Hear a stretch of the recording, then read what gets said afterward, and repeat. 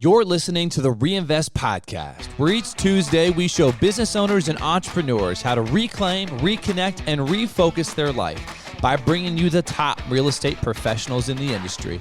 We'll help you diversify into real estate by equipping you with the tools and tactics to build generational wealth.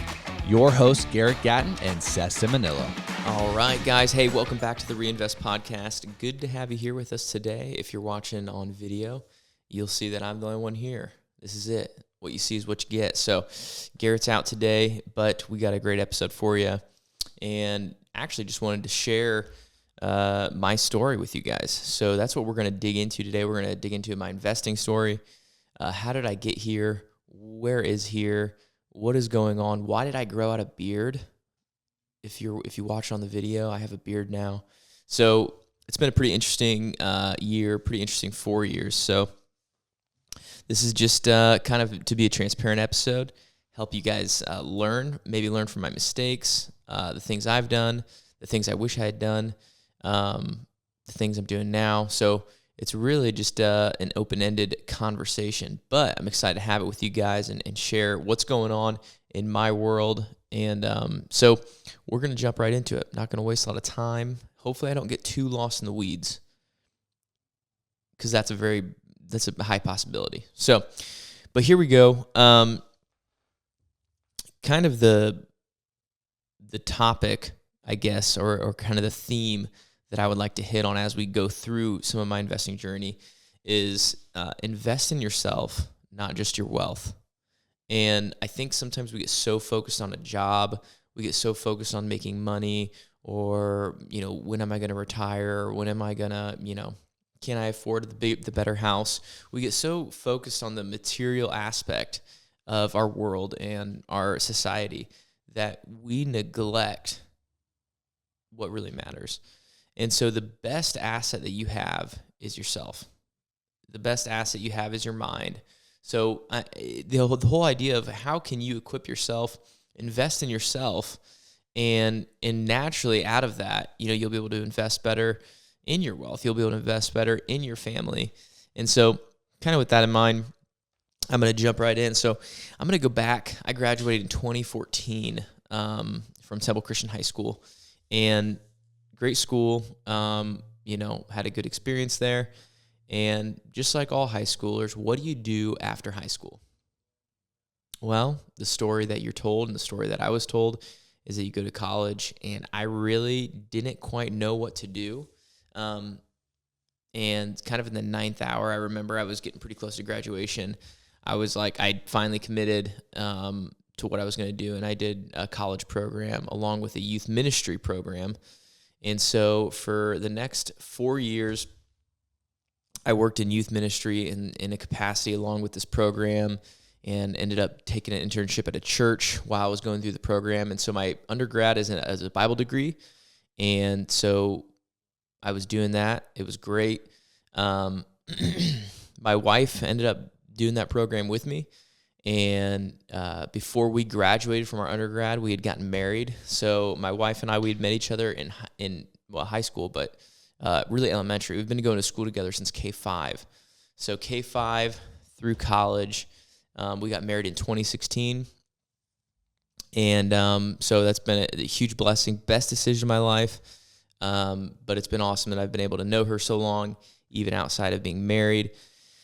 And so we went to college, and I was serving just part-time at a restaurant. I knew that as I was going to college, and as I was working in youth ministry, and as I was working in churches, I knew that I did not want to be strapped with debt, because I thought, if I'm going to be going into ministry, I'm not going to make any money. And if I do this full-time, I'm just never going to make any money. And me and my wife had actually kind of had conversations like that, and we just kind of knew, like, hey, we're not going to make any money. And because of that, we kind of got to be wise with the resources that we have. And so I knew that taking out a bunch of debt for a job that was only going to pay $30,000 coming out of college was going to be a bad idea. So I got a job at a restaurant. My wife ended up working at a couple restaurants as well, but I worked at Beer Barrel Pizza and Grill here in Lima, Ohio. Started out as a dough boy and rolled some dough. That was a good time. Made a lot of pizzas, and eventually became a server. and served there throughout the rest of my undergrad. It was a great job, really flexible for the undergrad. And so I finished my undergrad, and I was left with a Bible degree that I didn't know what to do with. Just had no idea what to do. And it was kind of like when you don't know what to do, you kind of procrastinate. And so I was in kind of the paralysis analysis of like, what's the next step? What's the right next thing? You know, it was a really tough time. Newly married, you're getting hit with a lot at that point in your life. And so I'd gotten married when I was 20. So at this point, I graduated college and I was almost 22, I think, and or 21. And anyway, I decided to go and get my master's degree. So naturally, I kind of pivoted and went to the most logical next step and got a master's degree in business administration. So I got my MBA. And I say that jokingly because it just seemed like a transition. But I kind of knew I had this ministry degree, didn't know if I was going to work in a church full time yet, but I knew the next step, getting an MBA, it was a versatile degree. It kind of gave me something to achieve and to go after and to do, essentially, because I didn't know what I wanted to do. So I enrolled in a local college, started that program, and, you know, again, I did not want to take out debt. So I was just grinding. I was just working at Beer Barrel and as a server, and we were just trying to pay off all this college debt as it came up. And luckily we did. So, I mean, it was just a lot of delayed gratification between me and my wife. So we ended up doing that. You know, growing up, I always liked the idea of like having a business, running a business. My dad was a businessman, and he had his own business, produce business, local to this area. And, you know, I saw what it took. I saw that he did work a lot. I saw that, you know, he did find some success and was successful in his business.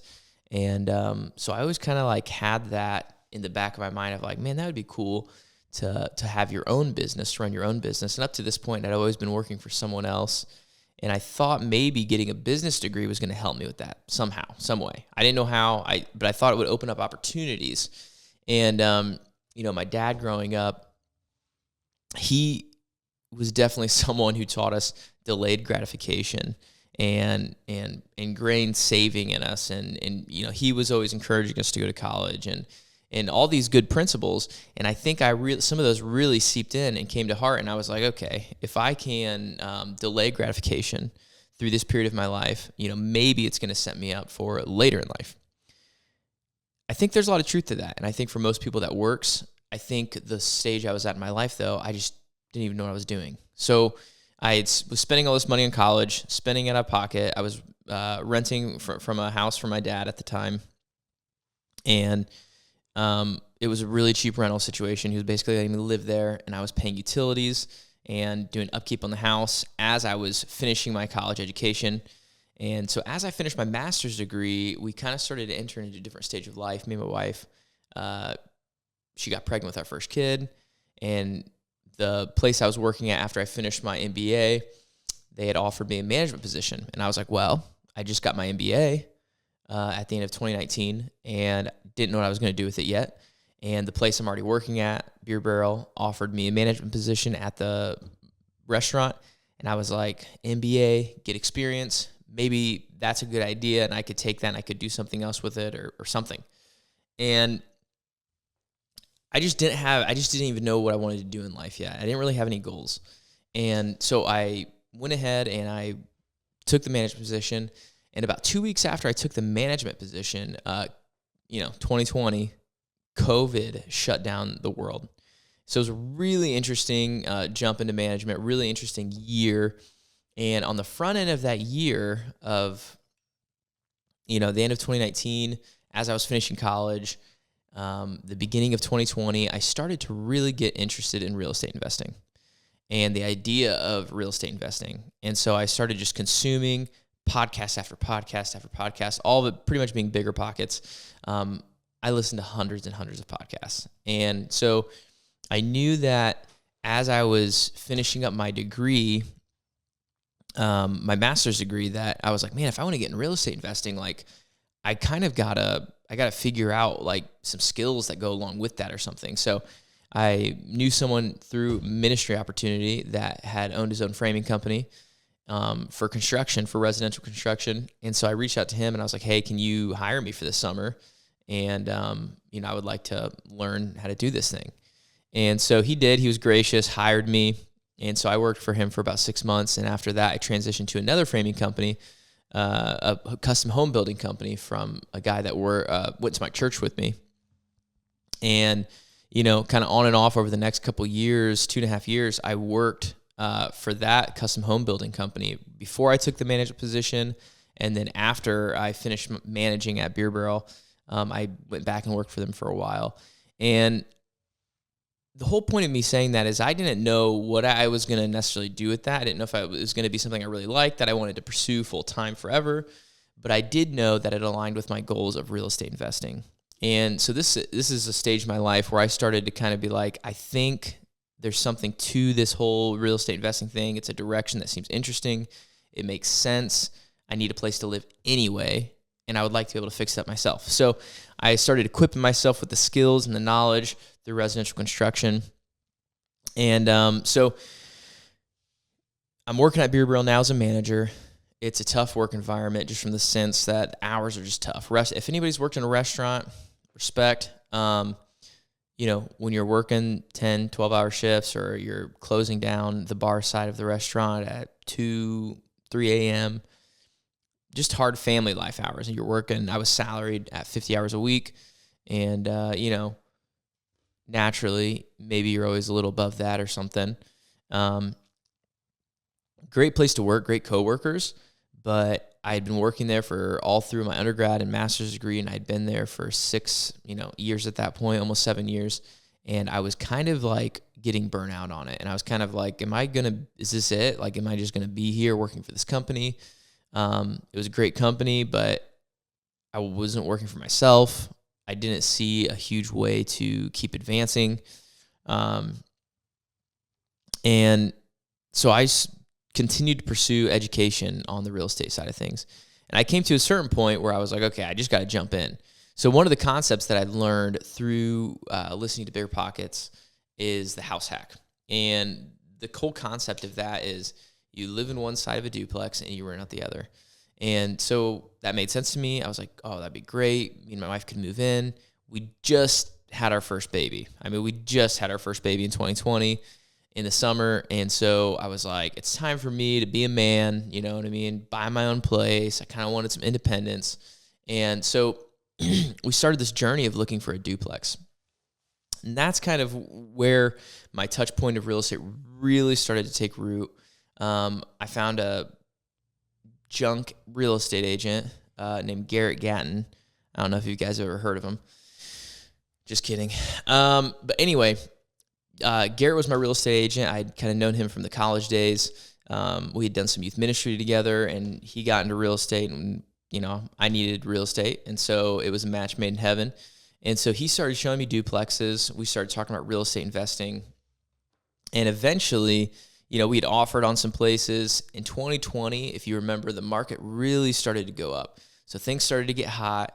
I remember I offered on couple duplexes before I landed on one. We had looked at quite a few, but I remember I was just shocked that I had offered on a $200,000 duplex. And I was getting beat out by a cash offer. And I was just like, what is going on? I was like, how is this happening? And to me at that time, I just didn't understand what was happening in the market. I didn't understand that debts were at historic lows. I didn't understand that there was so much money in the market still. And all I knew is that things were just getting harder to buy. And so an opportunity came up in a community right outside of Lima in Delphus, Ohio, to buy a ranch duplex. And so it was a nice standard looking ranch duplex, 2-bedroom, 1.5 bath on each side with a 1-car garage. Pretty ideal for a house hack. And Garrett had come to me the day before it goes in the market. He's like, hey, someone in my office is going to list this tomorrow. So just to give you a heads up, this is coming up if you wanted to look at it. And I was like, yeah, I would like to have an opportunity. So we set up an appointment for that next day immediately. And he was like, hey, just to let you know, this property, we can only get in one side, okay? And you can't get in the other side until it's under contract.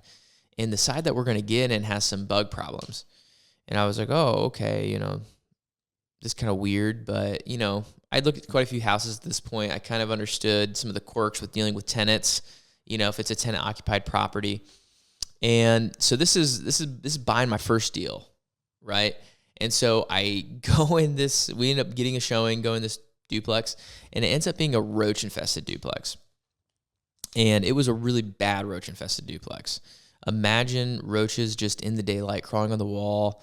They were on the stove. They were on the fridge. We'd opened the door to the garage. I'd opened the door to the garage, and a roach fell in my hand. And that about did me, and I about freaked out and walked out of the house. But it was such a good layout. The house, it was a really good layout. It needed a ton of work, and obviously the roaches were a big issue. And what I knew about the other side is that they were smokers. So I knew that was going to need some work, but had a great layout, and it was built in 2002.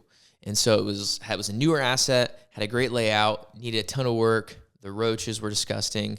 We'd opened the electrical panel, roaches fell out. And so I kind of got out of there, composed myself, and it was one of those decisions where I had offered on enough real estate and looked at enough real estate, had analyzed kind of enough deals at that point that I knew on paper this deal could work.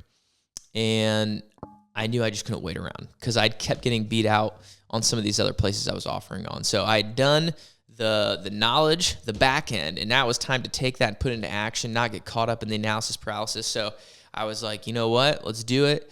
Let's buy this duplex. And so I bought that duplex with an FHA loan. Luckily, my wife was gracious enough. She let me offer on this thing without even seeing it. So kudos to her, as we had a 6-month-old. And she ended up coming through it later, and, she was obviously like, wow, this is going to need a lot. And I was like, yeah.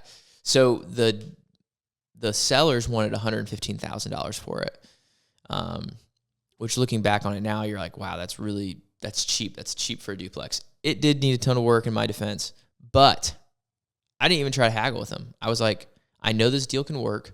I'm going to buy it with an FHA loan, which is a 3.5% down loan product, 30-year amortization, and interest rates were so low. My interest rate on that ended up being 2.8%. And so, which again, I didn't really have a concept for interest rates yet. But I was like, oh, wow, it seems like it's really, seems like a good deal. And so I had bought this property. I had just given them asking price, and I had asked for them to pay some closing costs. So the purchase price ended up being $116,500, and they paid $1,500 of my closing costs. And so by the time I got to closing, I only ended up bringing less than $2,000 at closing to close this property. And so there I was in 2020,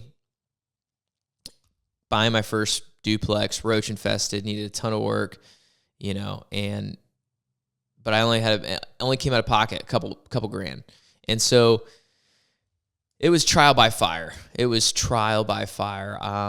took a long time to get the roaches out of the property. It took about 4 months, but, just kept working with exterminator, doing the right things, tore out everything out of the house, tried to get things as open as possible so that way we could kill the roaches. And eventually we got them gone, and I was able to remodel the one side, finish the one side, and then I moved into it. And my other tenants at that point had left on the other side, so then I started working on that side, and it was a smoker. So that was another experience. It was trial by fire, figuring out it was extensive smoke damage for 15 years. And so the walls were just caked with thick yellow, nicotine. So I cleaned that up, got in there, remodeled that side. And then by the time I moved in that side and rented out the original side I fixed up, I had, finally got it rented out. My initial projections when I bought the property was that if I could rent it out for $750 a month, if I could eventually rent out both sides for $750 a month, I'll be okay. I'll cash flow, $200 to $300, and it'll be cool. And at the time, I was only coming up with a couple $1,000s out of pocket, so it just made sense. And But the market and everything just kept going up. So over the year and a half it took me to remodel both sides of the duplex, we ended up having a ton of rental appreciation in the area. And so I ended up renting out that side for $950. And I was like, oh my gosh. I was like, this is paying for all of my mortgage and my utilities, and I'm living for free. And so once I was living for free in this property, it just like clicked. Like, it was just like, I can do this. Like, if I move out of this now, it's going to be cash flowing me almost $1,000 a month. And I was like, oh my gosh, that's a lot of money. And so then I was, at this time still talking to Garrett. I was like, dude, maybe it just makes more sense for me to pursue real estate full time and actually figure out this business and learn it. And because I really want to become an investor. And so through talking to him, I ended up getting my real estate license. And so really, Garrett kind of convinced me to kind of jump in and recruited me to househack Realty originally. And so I joined, I got my license, gave notice to my management job, and kind of told them what I was doing. And then I just jumped into real estate. And here are a few reasons of why I did that. I would be working for myself more or less and kind of give me a little bit more freedom over my time. The hours of the restaurant life were hard with a wife and a new baby and having inconsistent hours and, being called in. And it wasn't a super healthy environment for me and Amanda. And it just made it hard. My hard work has a disproportionate outcome as an entrepreneur. So because I'm working for myself, it's a bigger lever that I can pull when the input that I'm putting in, it can give me a greater output in this profession. It just can.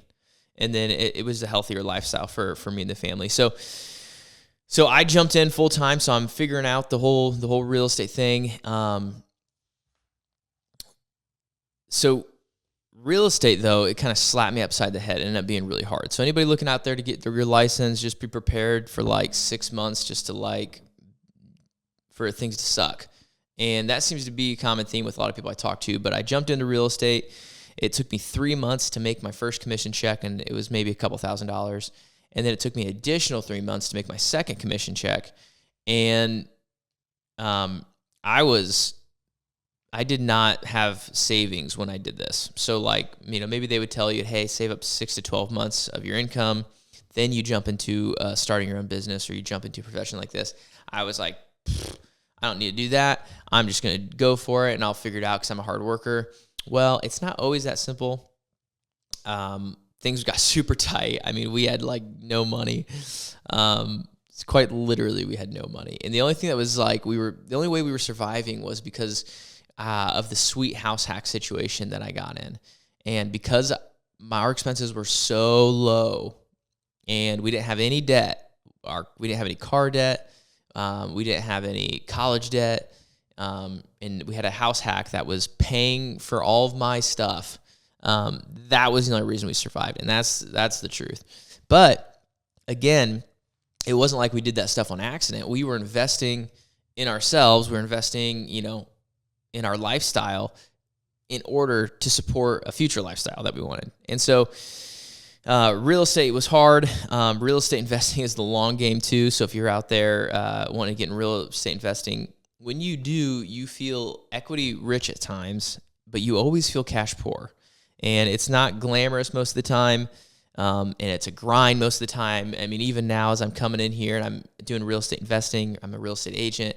I mean, it's a grind. I mean, you got, when you're relying on yourself, you just got to make it happen. So, but I jumped in the real estate game, and then I started working on my own personal investments kind of on the side. And so I had finished this duplex, I had remodeled both sides. The rental appreciation gave me great rents. And so then I was like, well, how do I access my money in this duplex? Well, I didn't want to get rid of my sweet 2.8% interest rate, so I got a HELOC out on it, and all of a sudden had access to $33,000 in an equity line, and it just opened up opportunities for me. So I ended up rolling that equity line, buying property, with it, fixing up that property, paying down my equity line, bought a second property with it, fixed up that property, paid back my equity line. And so now at this point I have 3 duplexes, and then I have a personal home that I'm living in.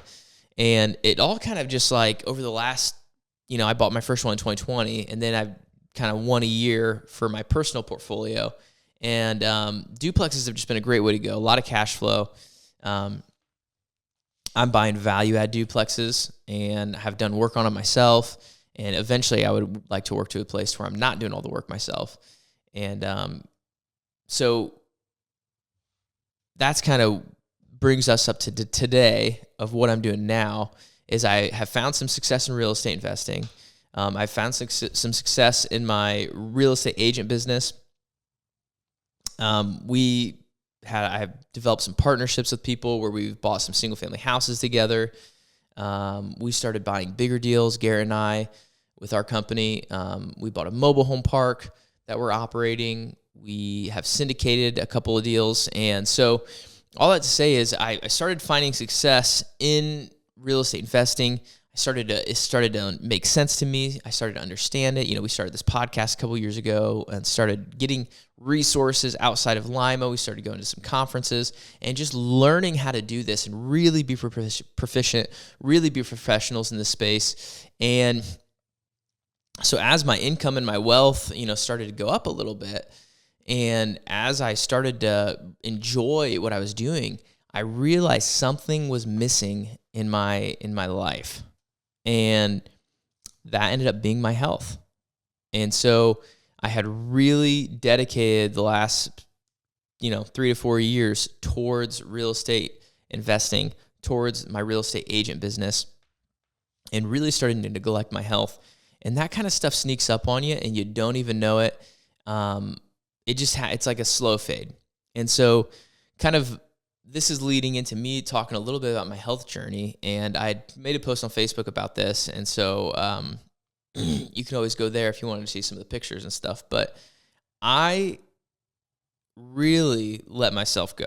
And so I'll kind of back up. My wife and I, a lot of what I'm talking about today is investing in yourself, whether it's investing in yourself with college, which I don't regret going to college. I just feel like it taught me some good disciplines. Investing in yourself with, me, I went and worked at a construction company to learn some skills, investing yourself in knowledge, reading books, podcasts. I mean, it's all about investing in yourself so you can grow in whatever goal you're pursuing, right? And so me and my wife, a few years ago, we decided we're going to start doing an annual goal setting retreat kind of in tandem with our anniversary. So our anniversary is in December. So in January, we've kind of been doing a first of the year anniversary trip, goal setting retreat, where we, have all these questions and, this kind of checklist of stuff of like goals for our family, goals financially, goals for our business, and goals for ministry. And we kind of write all those down and project them out and kind of game plan. And what are the things we want to implement into our family?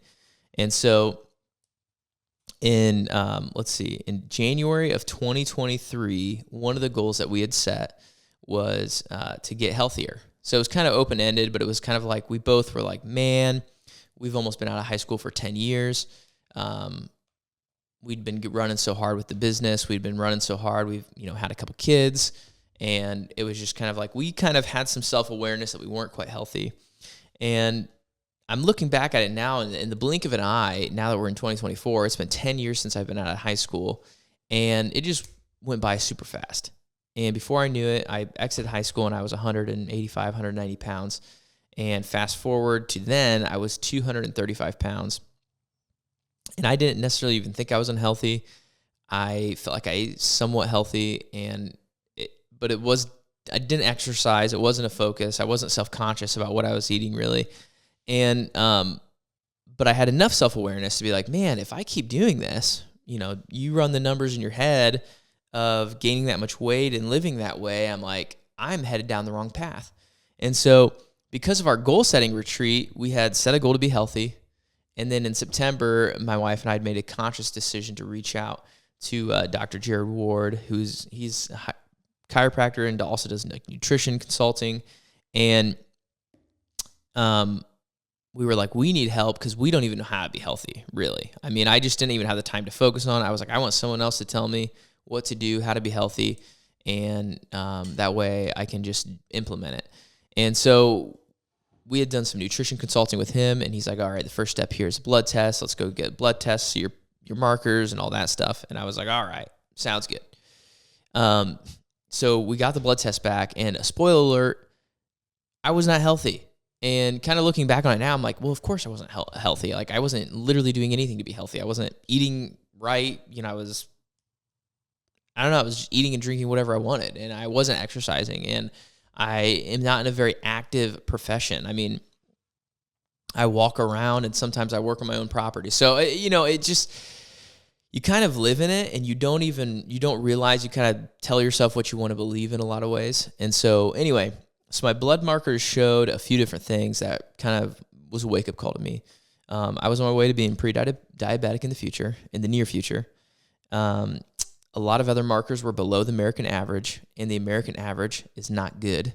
So I was like, well, that sucks. And then the third one was I had really bad heart markers that showed up in the test. And it put me at a really, you know, how the test read, it put me at a high risk of a cardiac event in the future. And so I'm like looking through this, and we're on a Zoom call, and I'm like, this does not look good. And the doctor said something that really struck me. He said, Seth, you don't want to be the 30-year-old that has a heart attack. And we were kind of prepping to have our third kid at that point. And I'm thinking about these two young boys that I already have and my wife. And I'm like, I'm 27, 30.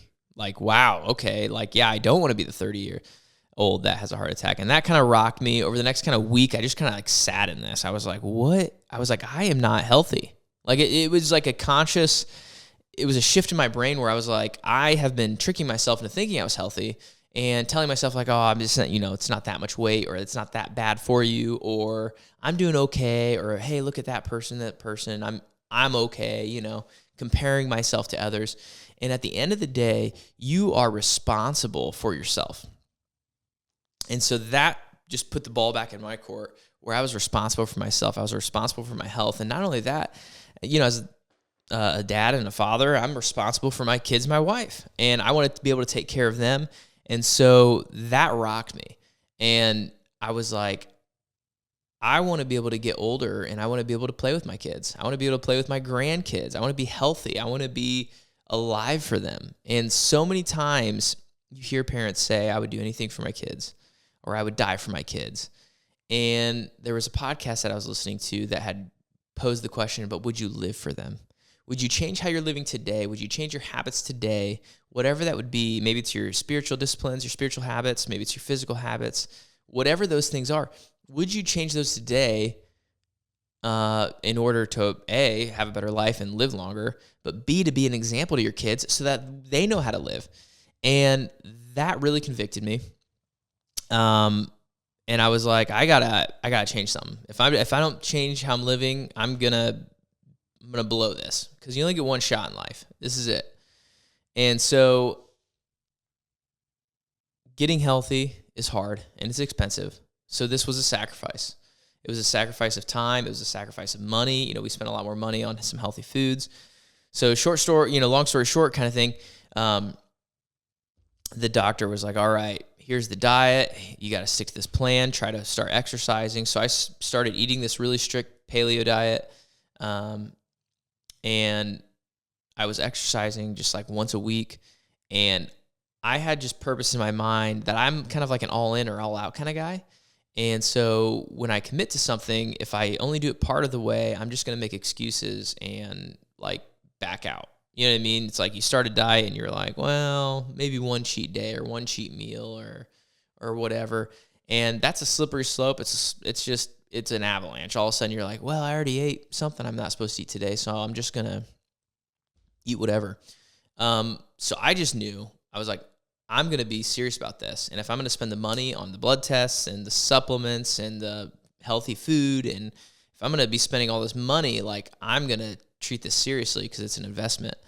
And I wanted it to work. So I was like, it's not going to work if I don't put in the work myself.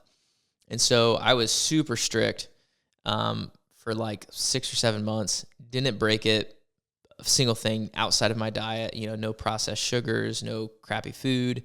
I mean, I was eating super clean, and it was working. After about a couple months, I started to see some results, and I had lost about 50 pounds in 7 months. And I was only working out like maybe once a week, and sometimes not even that. It was really how I was eating, which is wild. And so at 6 months, we had done another blood test, and some of my levels were getting better. My heart markers were way better. And so I was like, okay, I'm seeing the data. I not only am I seeing some physical results of weight loss, but on the back end, my blood test, it was showing me that what I am doing is actually improving my health because of my blood markers. And so that kind of encouraged me to keep going. I was like, all right, I'm doing pretty good now. I'm feeling a lot better. I've lost a lot of weight. I was about 185 pounds, and I really was feeling good about myself. And I was like, oh yeah, I did it. Well, it was all going well until I ended up having emergency surgery. And so in May of 2024, I was rushed to the hospital, and I just lost, this 50 pounds, and I was feeling good. And I was like, oh man, I'm going to live forever. I'm getting really healthy. And just out of nowhere, I had some sort of health issue, and they've never found it was wrong, but I had emergency abdominal surgery. They cut about a 7-inch incision in my stomach, right through my abs, and kind of did some exploratory surgery. And, we didn't really get a lot of answers. They thought maybe it was a twisted bowel. At one point they thought it was kidney stones or appendicitis, but they ruled those out with the CAT scan. And by the time they got in the surgery and they did the surgery, I woke up and the doctor's like, honestly, I didn't do anything. I just kind of looked around in there. It didn't really look like a twisted bowel. It didn't look like what I thought it was going to look like. And I was like, well, is this going to happen again? And he's like, yeah, it could, it could happen again. And he's like, we just don't know. And that whole experience, leading up to it, I thought I was going to die for about 5 hours before I had surgery. And I was in the emergency room in just the worst pain of my life. And, it gives you a little bit of time to think. And I was just like, I am not promised life. I'm not promised more time. This could be it. And, whenever you go into surgery, there's always a chance that something crazy could happen in your surgery, especially exploratory surgery. And I was kind of prepared for those risks. And, you're kind of coming to a realization that you have to be okay with death. And I know where I'm going. I'm, a Christian. I was really secure in my salvation in those moments. And I was like, at the end of the day, I'm going to be okay.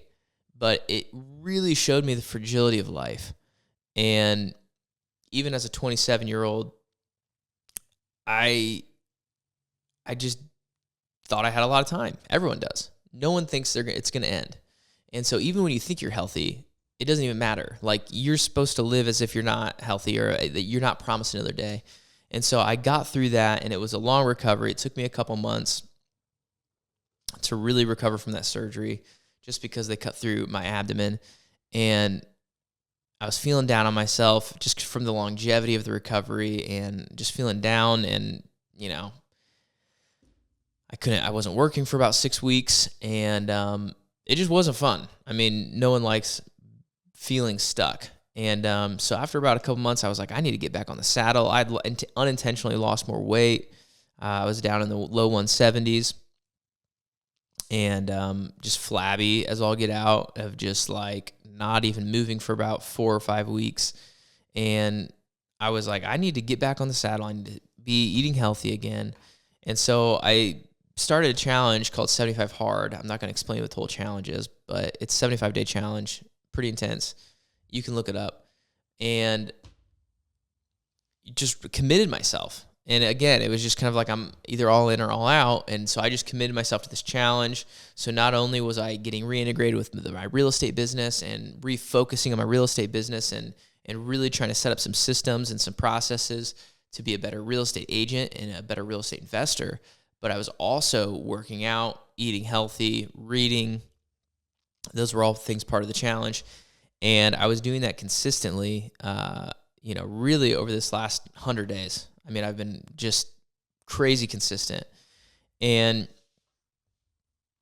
it really just set me on a whole nother journey of the last few months of putting in the work and finding out what it takes to be healthy, finding out what it takes to be successful, finding out what it takes not to give up and to build that mental toughness and to build, yourself up here. So that way, when you come and encounter hard times, you can persevere.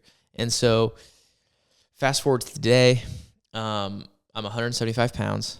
I'm the healthiest I've ever been, including high school. I mean, I'm in way better shape than high school. I'm currently training for a marathon, so I'm excited to do that. I sacrificed an entire year of my life to eat super clean, to exercise, and to exercise my mind, right? Been reading a ton, been learning a ton, trying to just be a self-learner. And now that I've gotten through this year, it was worth it. And it's like, what would you sacrifice in your life for your family? What would you sacrifice in your life? What kind of things would you sacrifice to have delayed gratification, to live longer or to have more success or to make more money? Because everything that I'm doing it might seem kind of all out here, but it's all synergy because we are whole beings. It's mind, soul, and body. And, we're spiritual beings, we're physical beings. It's all in one. And I think just me getting healthier as a person is really helping me focus in on my business. It's really helping me put those disciplines in my business as well. And so I know that was a lot. We were kind of everywhere in that. But the point of all that is you don't have to have a lot of money to start investing. I put $2,000 down on my first property. I had nothing. 3.5% down loan, right? I worked in a restaurant for pretty much that whole time leading up to jumping into real estate. So it's not like you need a high-paying job. But here's what it takes. You need a big enough why. So you need to know why you're doing what you're doing. If your why is not big enough, you won't last. You won't fight through the hard times. You won't fight through the times when you have no money. You won't fight through the times when you're unhealthy because your why is not big enough.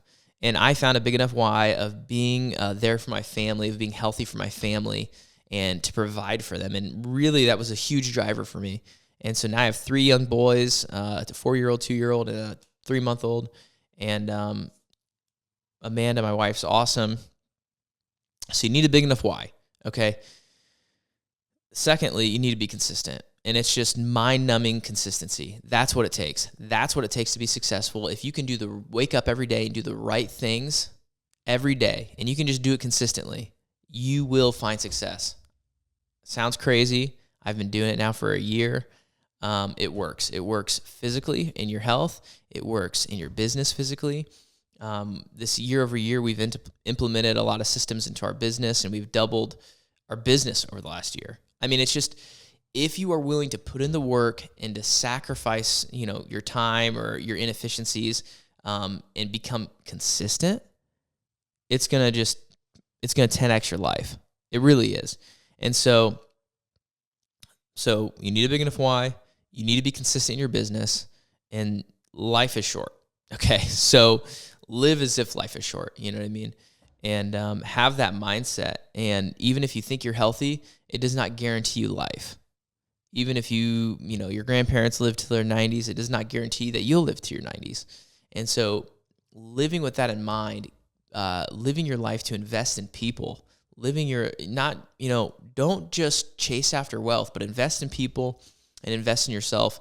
You will never go wrong by investing in your health, in your mind, in your skills, because you will take that stuff with you for however long you live. And those are the things that are really actually going to be the income drivers for you. It's not going to be the job that you have today. And if you can make yourself worth more, you will make more and you will be more successful. Just how it works. And so, if you're out there looking to get healthy, if you're out there looking to grow your business, you can do it. People do it all the time, and it just is really hard, and it takes, you've learned some hard lessons along the way, but you have to find your tribe, find your partner to cheer you on in the journey. But the responsibility is yours, right? The responsibility is for you to wake up every day, for you to be consistent, for you to wake up and do the right things every day in your business. And take control of your life. Don't make excuses. Don't blame your circumstances. Just take control of your life, because this is it. This is all you got. And so I hope this episode encouraged you. Hope it kind of gave you a peek behind the curtain of my life a little bit. I know we didn't get super in the weeds on my real estate investing journey, but we do have an episode where I explain my house hack, so you could go back and listen to that one, and I give all the numbers of that, of how much I put in the duplex and all that stuff. If you're interested in the mobile home park we bought, we have an episode for that too. I'll try to put those links in the description, and you guys can listen to those episodes. But that's what I got today, guys. Be encouraged. You guys can do it. You guys can do it too. So move farther, reach higher, and grow deeper. And we'll see you next time on the Reinvest Podcast. As always, excited that you joined us for another episode of the Reinvest Podcast. Stay tuned every Tuesday for new episodes. And if you want to learn how you can use your hard-earned capital to diversify into real estate, go to our website, lv5capital.com, and shoot us a message. Move farther, reach higher, and grow deeper. We'll see you next time.